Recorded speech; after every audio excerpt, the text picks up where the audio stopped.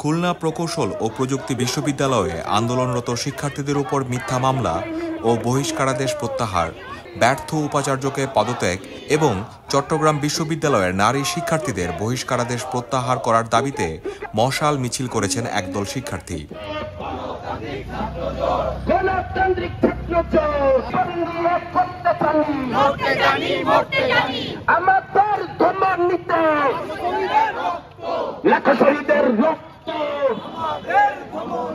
আজ শুক্রবার সন্ধ্যা 7:30টার দিকে ঢাকা বিশ্ববিদ্যালয়ের টিএসসি থেকে গণতান্ত্রিক ছাত্র জোটের ব্যানারে এই মিছিল শুরু হয়।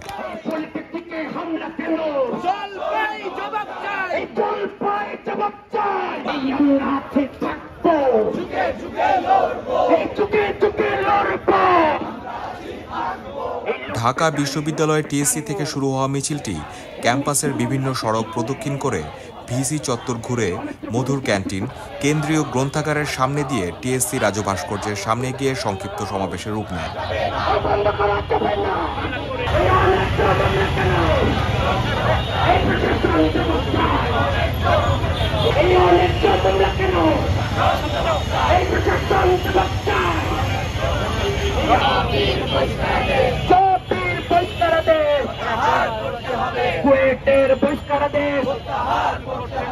মিছিল শেষে সমাবেশে গণতান্ত্রিক ছাত্র জোটের নেতারা পলিটেকনিক ইনস্টিটিউটের শিক্ষার্থীদের উপর হামলার ঘটনার নিন্দা ও চট্টগ্রাম বিশ্ববিদ্যালয়ের নারী শিক্ষার্থী এবং কুয়েটের 37 শিক্ষার্থীর বহিষ্কারাদেশ প্রত্যাহারের জোর দাবি জানান।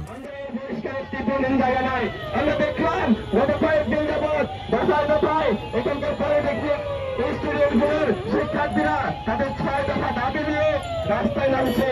একের পর এক শিক্ষার্থীদেরকে আশ্রয় দেওয়া হয়েছে।